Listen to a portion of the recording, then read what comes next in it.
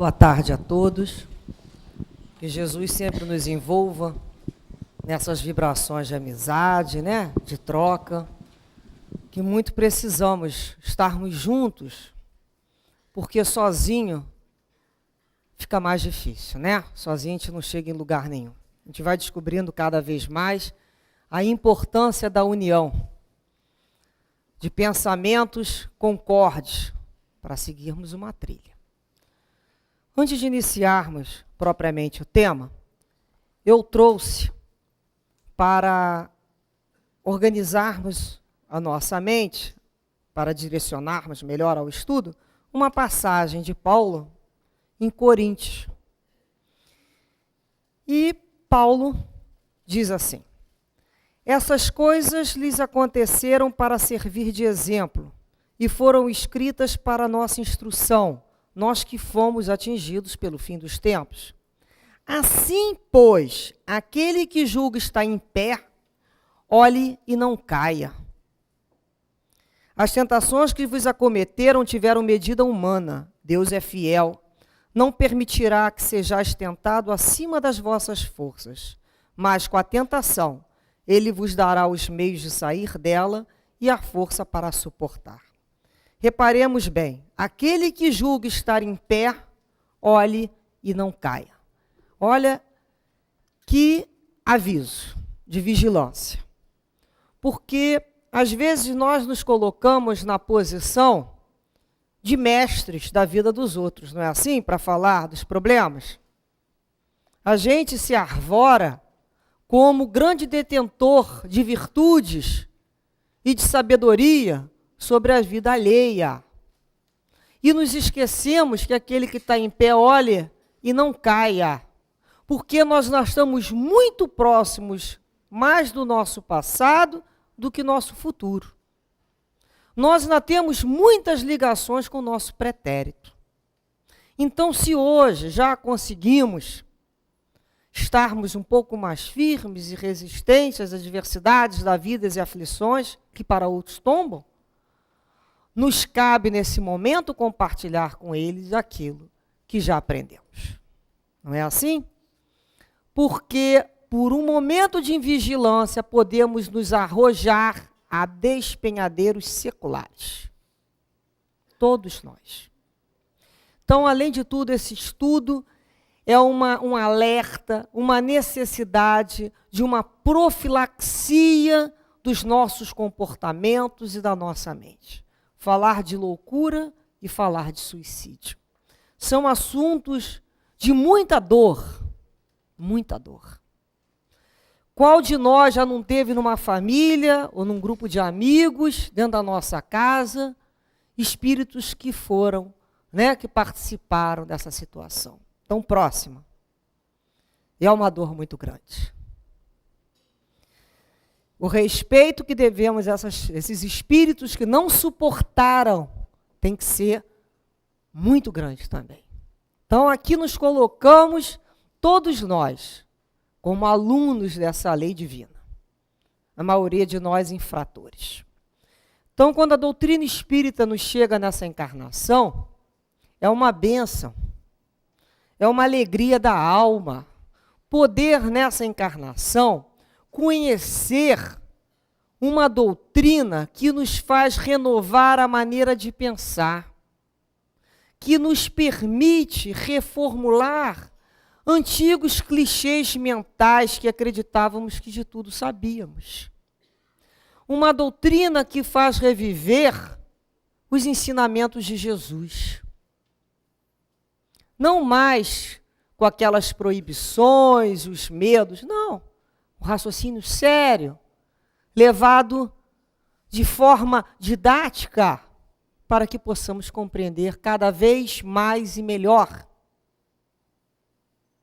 Então, a doutrina espírita, logo no início do seu Evangelho segundo o Espiritismo, no capítulo 2, no início, tem lá como título desse capítulo, Meu reino não é deste mundo.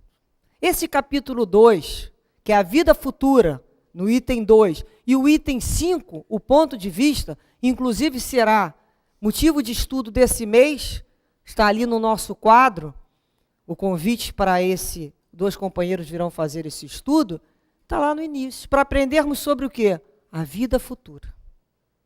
Porque os Espíritos nos alertam a necessidade de termos uma ideia muito clara sobre esse tema. Porque essa é a meta das nossas vidas, a vida futura. Aquele que compreende cada vez mais e melhor sobre as promessas de Jesus é a vida futura. Porque quem não fizer essa compreensão da vida futura, todas as promessas de Jesus serão um contrassenso. Como é que vai ser bem-aventurados os aflitos, os que sofrem, se você não entender sobre vida futura? Então é quando a gente começa a perceber. Aquele que concentra a sua atenção na vida presente, coloca ela como centro de tudo, o que acontece? Tudo que acontece no momento presente de uma encarnação, que pode do nascimento até 100 e poucos anos, aquilo tem uma proporção o quê? Inimaginável. Qualquer coisa que contraria ali se torna importante, porque só tem aquela vida. Então tudo que ganha e tudo que perde é absoluto. Essa é a visão de quem tem somente a vida presente. Aquele que começa a entender e a estudar, porque ninguém nasce sabendo não, hein? A gente vai estudar, a gente vai aprender, a entender por que vida futura. O que as reencarnações? As vidas anteriores e as vidas futuras. E a pessoa começa a entender que essa vida nada mais é do que um ponto no infinito. Portanto, eu não tenho mais ela como centro da minha vida, das minhas atenções. Eu não concentro a minha atenção nesta encarnação. Eu concentro na medida que eu tenho que sobreviver. Mas eu já entendi que os bens que eu tenho que amealhar são para transitar. São passaportes para outras vidas. E que cada vez seja cada vez o quê? Melhor. É a lei do progresso.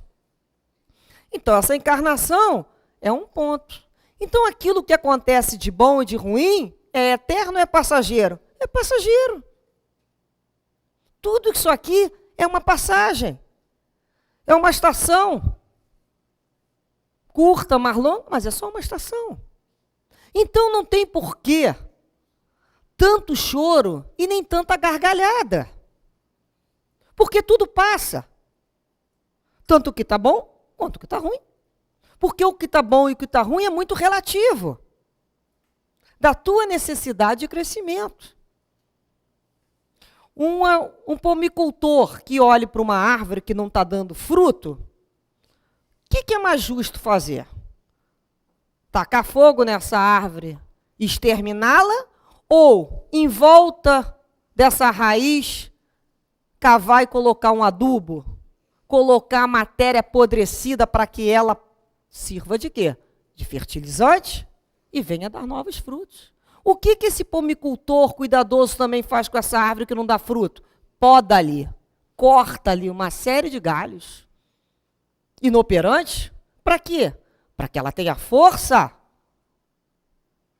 Imagina uma árvore perdendo os seus galhos. Ela acharia que aquilo é o quê? Maldade?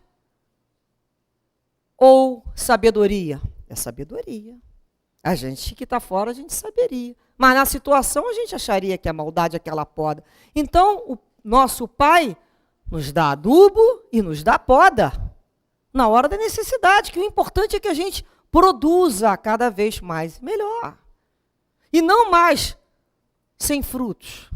E quando que a gente caminha? Vocês já viram alguma criatura onde a vida está toda maravilhosa e boa, e tudo sorrindo, dinheiro no bolso, saúde? Ela se preocupa com a dor alheia? Geralmente, temos as exceções para explicar as regras, gente. Não, né? Quando é que a pessoa para refletir? Quando a dor bate. Alguns de nós chegaram aqui pelo amor, mas a maioria de nós chegou aqui pela dor.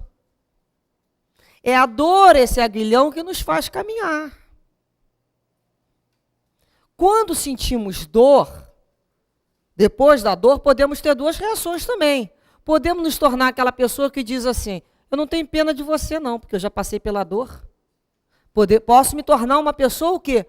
Fria e insensível. A gente não conhece gente que é assim? Eu já passei pelo que você passou, não tem a menor pena.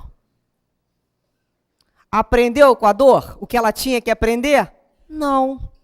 A dor não era para transformar ela nessa pessoa insensível. A dor era para dar fruto. É diferente quando você passa pela dor, escuta alguém com dor, você fala assim, eu imagino, eu não sei, eu imagino que você deve estar sentindo. Isso dói. Eu sei que isso dói. Eu tenho como saber que isso dói. Então, cada vez com essas experiências de dor, o espírito humano, ele vai aumentando o seu cabedal de sensibilidade, de empatia pelo outro, e se tornando o quê? Humano. Não é anjo, não. Humano. Mais humano. Mais respeitador com a dificuldade do outro, com a diferença do outro, com a dor do outro, com a doença do outro.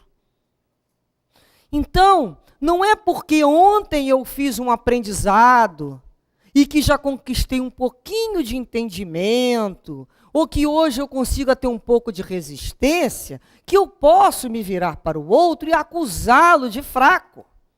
Não é assim que podemos caminhar.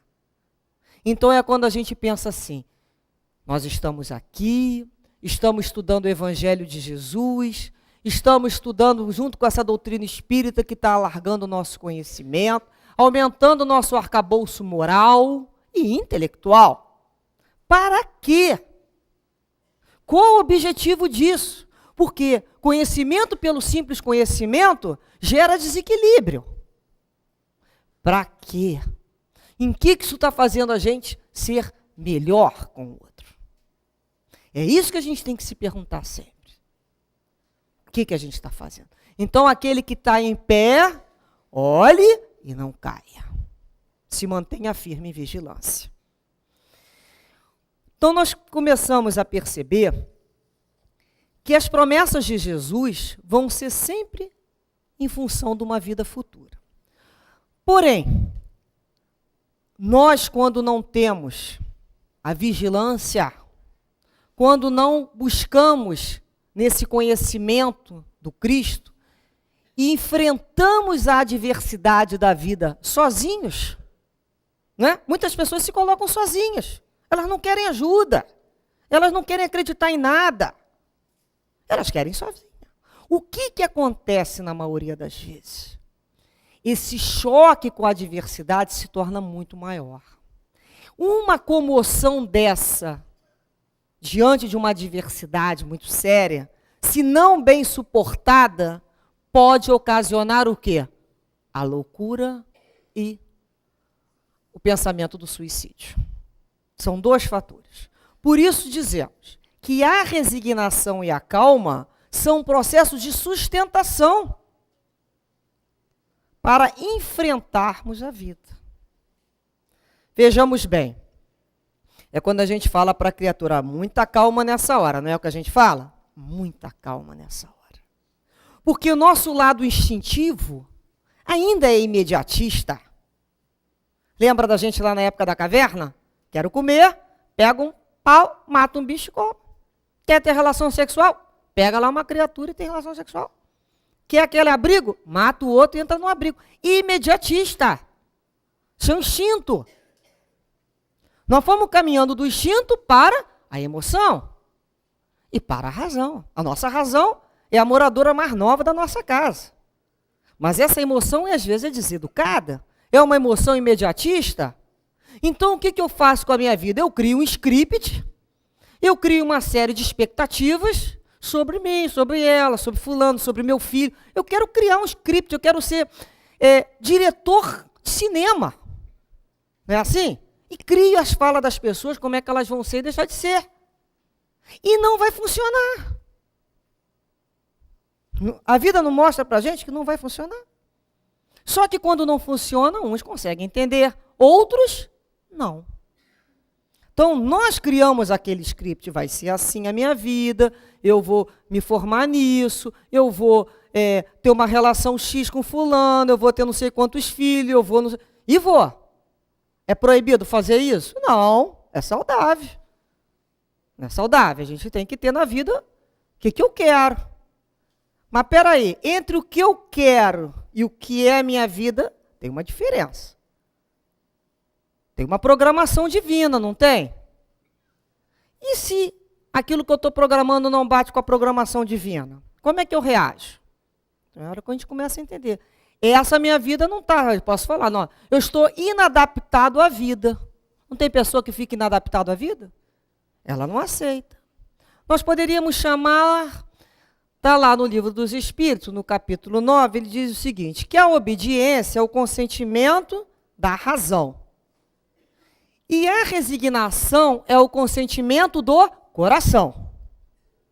E a gente sabe que uma pessoa orgulhosa e egoísta nunca vai poder ser o quê? Resignado. Né? Não vai poder obedecer. Não consegue. Você não consegue trabalhar o raciocínio dela. Porque tem hora que você fala, eu tenho vontade. O meu emocional, o meu imediatismo quer essa situação na minha vida. Mas não consigo. O que eu faço? Então a gente vai lembrar lá daquela oração da serenidade, não é? Dai-me coragem para modificar as coisas que eu posso modificar. Tem coisas que eu posso modificar. Eu quero modificar minha vida nesse setor. Então eu vou trabalhar nesse setor. Isso é ótimo, isso é saudável. Eu já aprendi a querer o que é bom, eu estou me encaminhando para isso. Mas tem coisas que eu não consigo o quê? Modificar. Coragem para modificar as que eu posso e serenidade para aceitar as que eu não posso mudar. E o que mais? Sabedoria para discernir uma coisa da outra. Porque senão vão ser aquelas criaturas que ficam tentando mudar aquilo que não pode ser mudado. Nesse momento, não. Pode até que mude futuramente, mas nesse momento, não. Então, são as provas da vida, são as aflições que cada um vai ter que passar. Então, se nós sofremos de dor moral, dependendo da nossa dor moral, é aquele setor que está sendo trabalhado. As nossas dores físicas representam as nossas mazelas físicas, plantadas quando? Se não ou hoje, nessa encarnação, ou anteriormente. Então não tem engano. Porque se nós conseguirmos entender que nada acontece fora da lei de Deus, se eu estou aqui e digo que acredito em Deus, logo acredito que tudo está dentro da lei de Deus. E que tudo está dentro da lei de Deus, inclusive a minha aflição. Então não tem injustiça. Então quando eu vejo a vida de fulano ou a minha vida, é justo. Eu não compreendo. Isso eu posso falar. Senhor, eu não consigo compreender. Ajude-me a entender a sua vontade na minha vida. Porque a tua vontade é sábia e a minha não é. Então, essa é uma concepção de fé. É quando você começa a buscar a ter fé. A confiança, renovar a tua visão de Deus. Porque senão começa a ficar um contrassenso. Eu acredito em Deus, mas o que acontece na minha vida é injustiça. Poxa, se acontece na tua vida uma injustiça, logo, Deus é o quê? É injusto, porque tudo que acontece está dentro da lei de Deus. Eu acredito em Jesus. Ah, mas esse negócio da vida é só agora, eu vou aproveitar agora mesmo. Então está tendo um contrassenso. Então a gente tem que começar a aprender a ser honesto com a gente mesmo. O que realmente eu acredito? Porque senão a gente vai viver em conflito. As nossas dores são por falta de fé. Não é quando a gente fala assim para um filho, vai com Deus, meu filho, e não dorme enquanto não chegar? O que é isso? Ah, eu acredito em Deus sim, mas eu estou rezando, ela não pode morrer. Fulano não pode morrer de maneira nenhuma. Por quê? Ah, não, morreu. Ué, você não é espírita? Você não está trabalhando a vida futura? Que dificuldade está sendo essa? Então é quando a gente é honesto com a gente mesmo, a gente começa a estudar aquilo que a gente está com dificuldade. Não é, aqui não tem padre para ninguém se confessar. É você, com a minha consciência mesmo, eu tenho dificuldade nesse assunto. Olha só como é que a minha dor é por falta de fé ainda. Eu falo que eu tenho fé, mas não me entrego a Deus. Eu não me entrego. Eu me seguro. Por que eu sofro tanto? Por que a gente sofre? Porque a gente quer controlar tudo. Eu entrego a Deus, mas eu estou tomando conta disso, estou tomando conta daquilo outro, e se o remédio não funcionar, nós vivemos numa verdadeira sociedade de cobranças e de pressões. Então é quando a gente começa a entender, eu tenho que viver a vida presente, cuidar da vida presente, mas sem ansiedade, sem o medo. É quando a gente começa a ter mais confiança. Ué, isso aconteceu na minha vida? Peraí, aí a gente começa a raciocinar assim. Qual a parte que me cabe aqui para fazer? Então, vamos lá. Tenho uma doença X. Fui ao médico? Fui. Fui a outro médico? Tem que ir a outro médico, não tem? Tem. Fulano pediu o exame. Fez o exame? Tem que fazer exame. Vim para a casa espírita, entrei na prece, estou fazendo meus passos, estou fazendo a minha parte.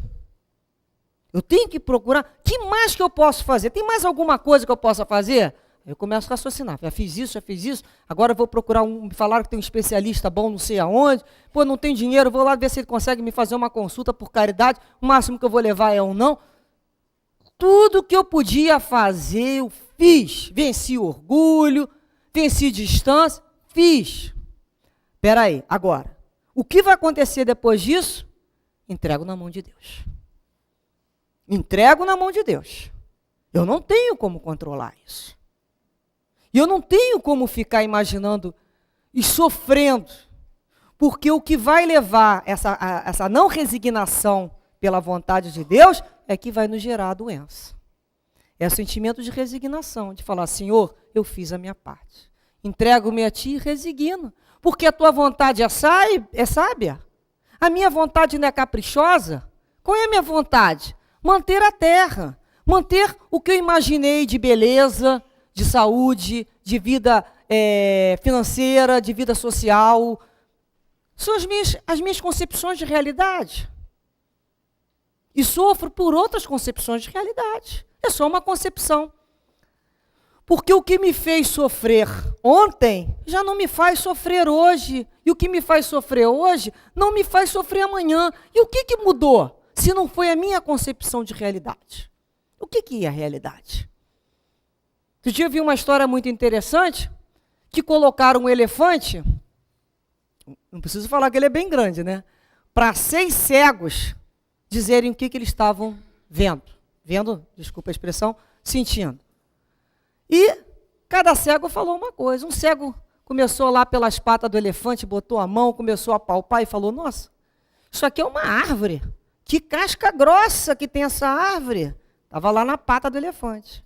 O outro cego que estava lá no ponto, na ponta do elefante, segurando o rabo do bicho, falou, que nada, rapaz, isso aqui é uma corda. Isso é uma corda. O outro ficou de frente para a presa do elefante, botou a mão e falou, isso aqui é uma lança, nem a corda, nem a árvore. E o outro segurou as orelhas e falou, vocês estão errados, isso aqui é um abanador. Qual deles estava com a razão? Se eles se reunirem, começam a montar um elefante. São percepções de quê? De uma realidade. E a gente acha que sabe. Por um pedaço a gente sabe que viu tudo. Não vimos. Então, como nossa percepção da realidade se encontra? Como é que eu tenho visto a vida? Ah, mas eu não vou ficar falando que isso aqui é bom. Isso aqui está ruim. A minha vida não está boa. E nós podemos dizer, é uma percepção da sua realidade. Depende do termômetro. Se uma pessoa com uma vida pior do que a tua chegar na tua vida, vai achar que ela é ótima vida. Não é assim? Esse é relativo. Olha a questão da relatividade. É a questão do copo com metade de água. Para o pessimista, a água está acabando. Para o otimista, o copo já está quase cheio. Percebemos que, então, a nossa percepção de realidade está de acordo com a nossa visão de entendimento, de compreensão, de boa vontade para com a vida.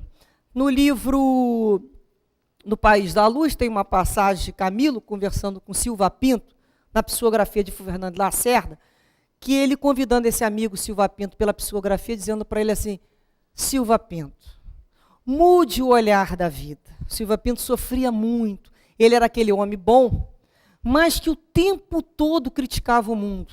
Sabe essas pessoas que a gente conhece? São pessoas boas, mas sofrem porque querem mudar o mundo, está tudo errado. Então, o Camilo falava para ele, muda a cor dos seus óculos. Bota a lente amarela, bota a lente rosa. Só não fique com essas lentes negras, porque você vai ver tudo ruim. Vai ter o quê? A percepção da realidade daquela maneira. Então, aquilo que incomoda uma criatura não é o que incomoda a outra. Então, a gente começa a perceber e olhar para a gente e falar assim, aonde que eu não estou me resignando? Que percepção de realidade é essa que eu estou tendo de vida? Que eu vou resolver todas as minhas agruras e alfinetadas dessa vida nessa própria encarnação. Não vamos. Não vamos. Projeto de vida, qual é a meta? A vida futura.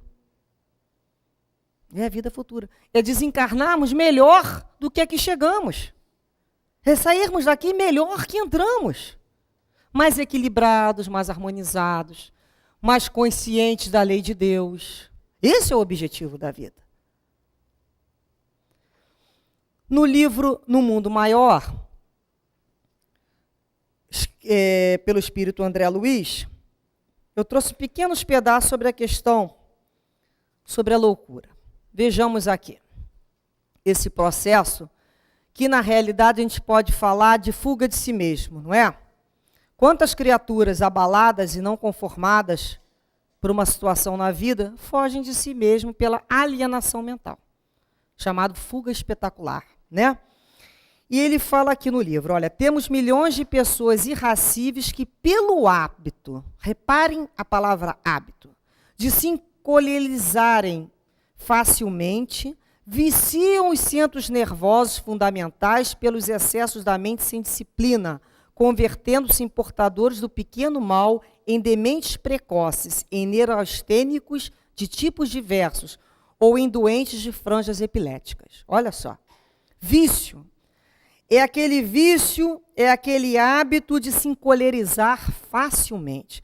Então, lá no a gente pegar um animalzinho, nós percebemos que quanto menor o animal, ele tem o quê? Sensibilidade, a gente sensibiliza ele, né? E ele tem as questões nervosas dele. Repare que tem pessoas que ficaram altamente o quê? Reativas. Qualquer coisa que acontece, a reação dela é de estouro, é de explosão. Não precisa acontecer nada de muito sério, não. Elas já aprenderam, se viciaram nesse comportamento reativo de mal com a vida. Muitas vezes como bengala, no início. Muitas vezes por fazer um tipo que estão copiando de alguém que viram numa novela, num filme. Eu já ouvi casos assim. Manter aquela fama de mal, de sério, né? Então ficam senho fechado sempre, falam a verdade, mas de uma forma ainda muito dura para o outro. E assim vão, se tornando cada vez mais irritável. Tudo irrita aquela pessoa, o barulho irrita aquela pessoa, a alegria começa a irritar, porque a irritabilidade dela vai aumentando, porque ela viciou naquele comportamento. Mais adiante ele fala assim, olha só, gente. Excetuados os casos puramente orgânicos, o louco é alguém que procurou forçar a libertação do aprendizado terrestre por indisciplina ou ignorância. Temos nesse domínio um gênero de suicídio, habilmente dissimulado, a autoeliminação da harmonia mental pela inconformação da alma nos quadros de luta que a existência humana apresenta. Diante da dor, do obstáculo ou da morte, milhares de pessoas capitulam, entregando-se sem resistência à perturbação destruidora. A princípio, repare bem, são meros descontentes e desesperados, que passam despercebidos, mesmo aqueles que os acompanham de mais perto. Pouco a pouco, no entanto, transformam-se em doentes mentais de variadas gradações de cura quase impossível. Imperceptíveis são frutos da desobediência que começam por arruinar o patrimônio fisiológico. Olha só. Como é que é a gênese da loucura? Então, quando chega ao grau, que a gente fala de loucura, pelo André Luiz, o início da patologia se dá por meros descontentes. São os rebeldes, somos nós. Porque rebelde, necessariamente, não é aquele que levanta o dedo, que fala alto que não vai fazer, que discorda de tudo, não. tem um rebelde calado. Ele que fica olhando para você e diz assim, não vou fazer mesmo, não aceito. Não é? Calado, quietinho, ele está rebelde dentro dele. Ele é impermeável. Que são criaturas impermeáveis. Vai precisar ainda de muita dor para poder movimentar. Então é quando a gente começa a perceber assim, olha como um vício da impaciência com o outro, da intolerância com o outro, vai gerando uma doença de tão longo curso. Quantas pessoas desencarnam agora por uma crise nervosa, na hora de um aborrecimento com alguém, por uma neurastenia? Não é assim? Como é que vai ficar esse campo mental numa futura reencarnação? Olha o perispírito abalado. Porque o seu patrimônio não foi bem cuidado. Eu não cuido tão bem da minha alimentação? Eu como qualquer coisa? Não. Se eu cuido da minha alimentação, como é que eu não vou cuidar da minha casa mental? Quem introjeta espinho acaba espetado, não é assim? Então é a hora que a gente começa. O que eu estou botando na minha casa mental? Por que eu estou aceitando? Eu estou vivendo num planeta de prova e expiação, eu moro num país com seus problemas sociais, eu moro numa cidade superpopulosa, é natural que eu venha colidir com meus outros membros, com meus indivíduos. Nós vamos ter lutas por espaço, por opinião, é isso. Já sabemos disso, já vivemos outras vidas, gente. Ou a gente se mantém nesse espírito de competição, ou entra no espírito de cooperação. Se entrarmos em tudo que é guerra, em todas as disputas territoriais, nós vamos começar realmente a nos equiparar aos nossos irmãos menores, os animais, que estão disputando território. Então é a hora que a gente começa a aceitar o que o outro está fazendo. E a gente começa a botar assim, está em jogo a minha saúde mental, porque se todo dia eu me encolerizar, se todo dia eu me aborrecer, me magoar, me ressentir, e for a palmatória do mundo para dizer que fulano está certo, que fulano está errado, o que vai acontecer com a minha cabeça? Eu vou adoecer, eu vou entrar em desequilíbrio, e um momento eu entro em colapso. Em nome de quê? De uma percepção. Repare a questão da percepção da realidade, da minha percepção de realidade.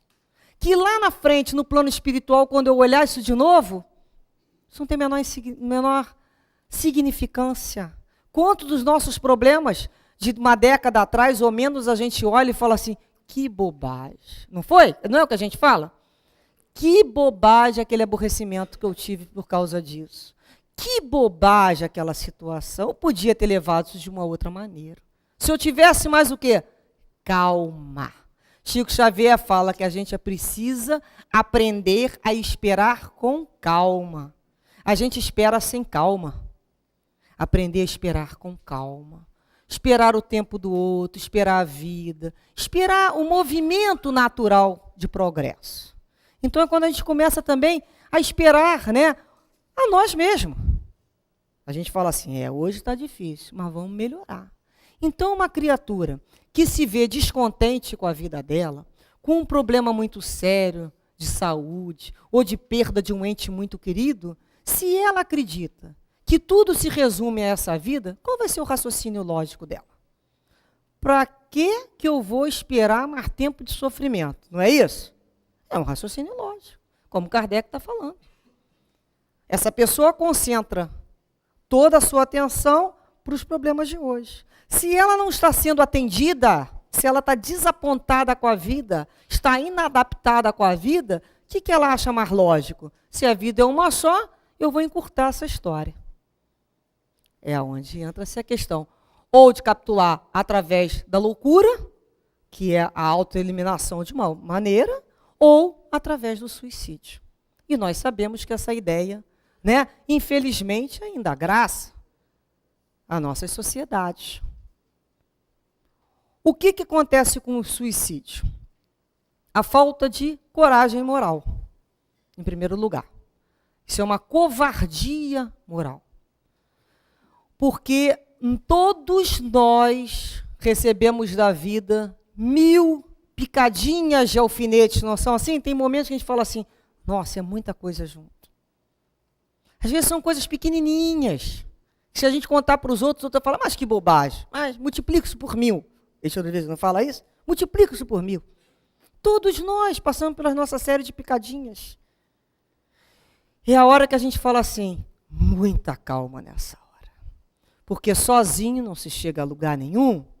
Então é a hora que a criatura tem que pensar assim, o que eu vou buscar para resolver essa situação de dor, de perda, descontentamento? É aquele momento que a gente fala assim, eu não estou dando conta. Não tem gente que fala, não estou dando conta. A dor está muito grande. Procura-se um médico, o médico é incapaz de te dar um remédio que às vezes te pare uma dor, tanto física quanto moral. Ele é limitado. Podemos procurar um amigo, podemos procurar um psicólogo, podemos. Mas, na realidade, a gente só começa a ter força para superar esse estágio da vida quando você busca na fé. Quando você busca na oração.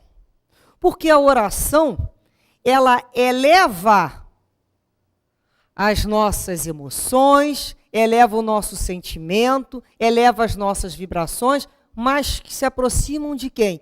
Desses espíritos superiores. É como se eles estivessem com a mão assim, pertinho da gente. Levanta a mão que eu te carrego. Mas tem que levantar a mão. Mas tem que pedir. Mas temos que ter pelo menos o ato de humildade e dizer, Senhor, dai-me força para suportar esse momento de provação. Porque eu sei que passa. É uma fase. Estou sendo provado na minha dificuldade. Para que eu aprenda a ter mais resistência nessa situação. Ou para que eu tenha mais resistência, para que mais tarde eu vou ter uma prova que eu necessito desse conhecimento. Eu terei um amor na minha vida, na minha família, que precisará do meu testemunho sobre esse assunto. Eu preciso ter vivenciado isso para melhor disso falar. Como poderemos ensinar se não tivéssemos vivenciado? Jesus foi um mestre que passou por todas as situações. Por isso ele sabia tão bem e sabe tão bem nos elucidar e nos encaminhar. Então, às vezes, a gente passa por situações de muita dor, de muita angústia, e é a hora que a gente vai buscar, não tem remédio. Mas existe o maior remédio de uma alma sofrida, é o Evangelho. É o Evangelho que está à nossa disposição. É a hora que a gente abre, né? No capítulo 6 do Evangelho, Cristo Consolador. Vinde a mim, todos vós que estáis sofridos, sobrecarregados, que eu vos aliviarei. Vamos buscar nessa palavra nos consolar. Vamos aprender a ler o Evangelho com o coração. Vamos permitir que na leitura a gente visualize Jesus naquele momento nos abraçando e nos sustentando durante aquele momento difícil de travessia. Porque o suicídio, a única coisa que se consegue com o suicídio é um grande desapontamento. Nós, como espíritas, temos o importante para resistir a esse pensamento, que são os relatos dos próprios suicidas. Não nos faltam livros com esses relatos. Temos no livro Céu e Inferno, relato dos suicidas contando como é que foi, como é que é a vida deles. Nós temos um livro magistral chamado Memórias de um Suicida, da doutora Ivone Pereira, que nos fala. Então, às vezes, e aqui no Evangelho está falando que uma dúvida pode levar ao suicídio, né? Pessoas materialistas que não acreditam em nada são fomentadas hoje pelo suicídio. Porque a sociedade é uma sociedade materialista. Hoje em dia, se você fala em religião, a pessoa olha para você, às vezes até com desprezo. E eles te oferecem o quê? O nada. Nós temos lá no Memória a experiência do Berlamino Queiroz de Souza, um doutor de vários cursos numa universidade, um poliglota, mas ele era discípulo de Augusto Comte, positivista, e ele, quando contraiu tuberculose, ele olhou para a mãe dele, e ela também era discípula de Comte, e ele falou assim, não tem nada do outro lado mesmo, eu vou abreviar a dor. Então, ele buscou o suicídio para sair dessa doença que na época ele não conseguiu cura. Então ele conta no Memórias tudo que ele sofreu em função disso. E às vezes a gente sabe que faltava só um pouquinho, né? Faltava só um pouquinho para aquela encarnação acabar. Quem somos nós para dizer que aqueles minutos de agonia não seria o restante que faltava? É a história daquele camarada que carregava uma cruz.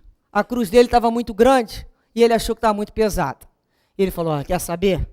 Vou pegar um serrote e vou dar uma diminuída nisso aqui. Ele diminuiu a cruz dele. Aí teve uma hora quando ele tinha que passar para o paraíso, falaram para ele, bota a tua cruz e atravessa de um morro para o outro.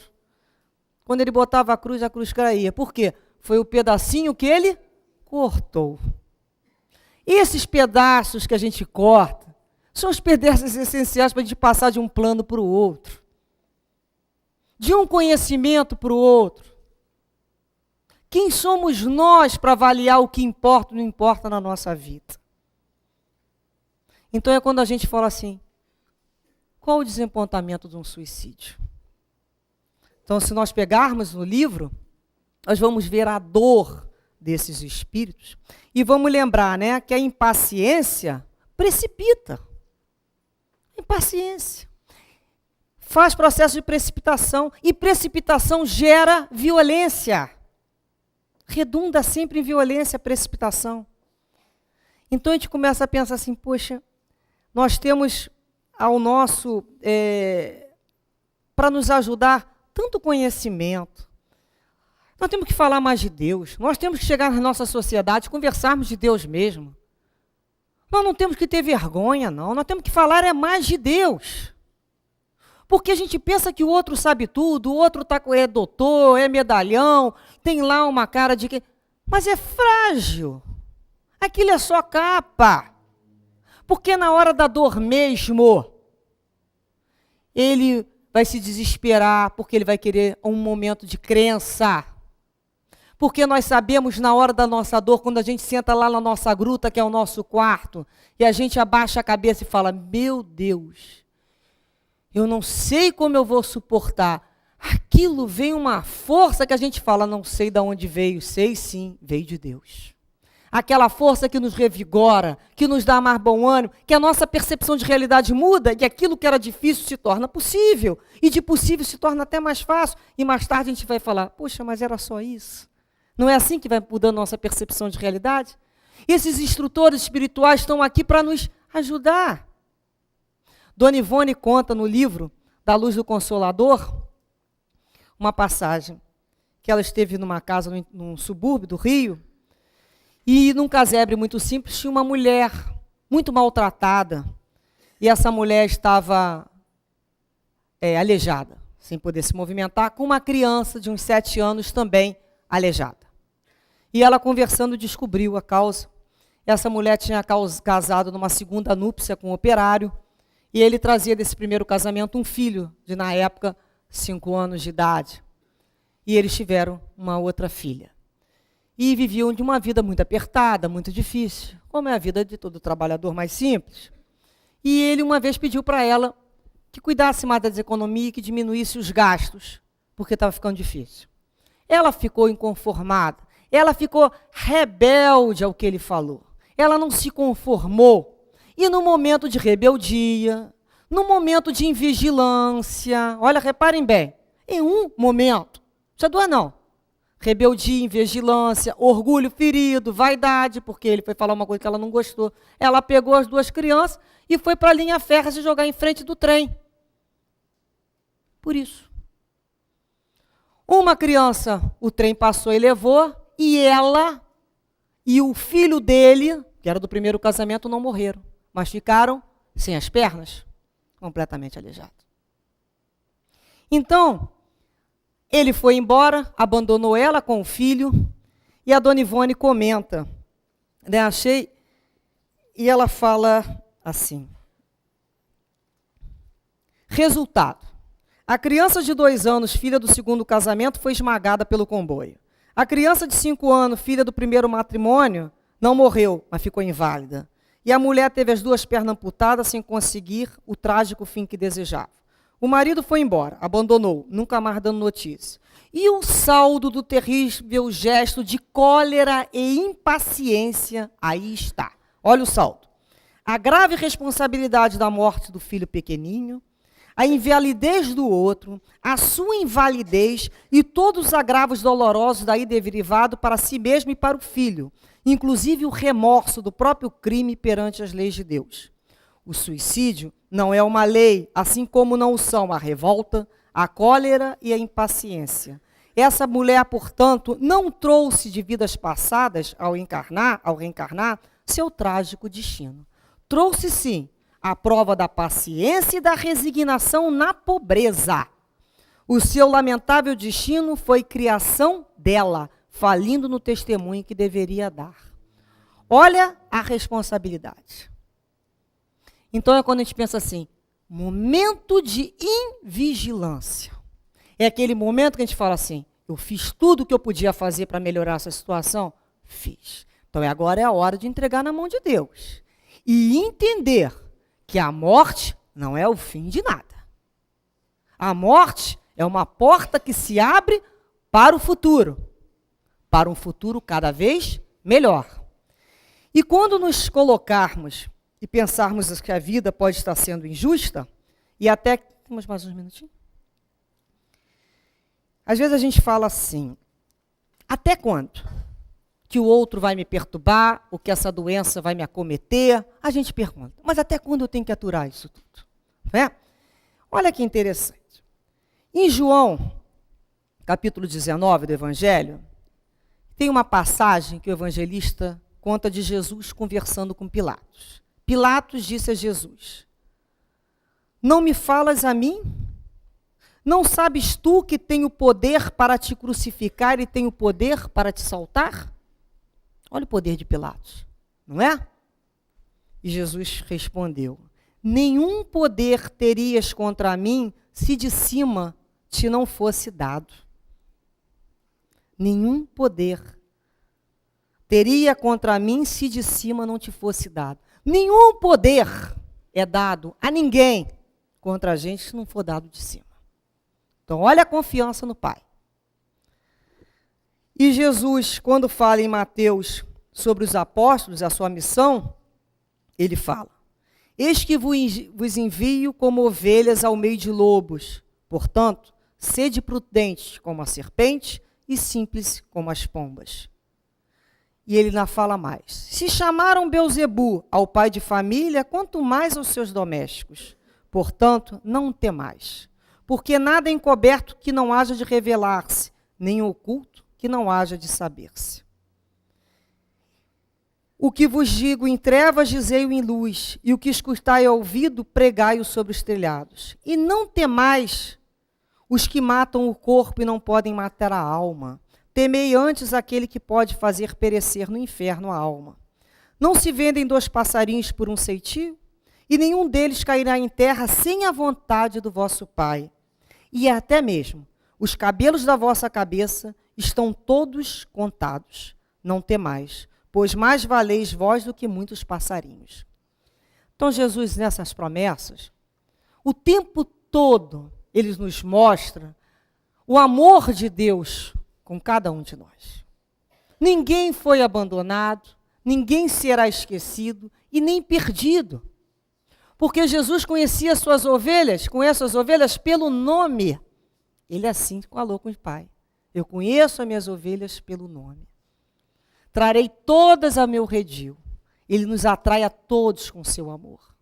Portanto, fomos colocados às vezes como ovelhas em meio de lobos, em situações difíceis. Sejamos prudentes, muito prudentes. Sejamos vigilantes. E se, apesar de tudo, acontecer as contrariedades, digamos assim, não cai um cabelo da minha cabeça sem a permissão do meu Pai. E nada de mal me acontece que não venha da vontade do Pai. Confio ao Pai, entrego-me ao Pai, espero no Pai futuro e dias melhores. E durmo em paz, como um aluno que fez o seu dever de casa, se preparou para a prova, com a sua consciência tranquila e ali se entregou.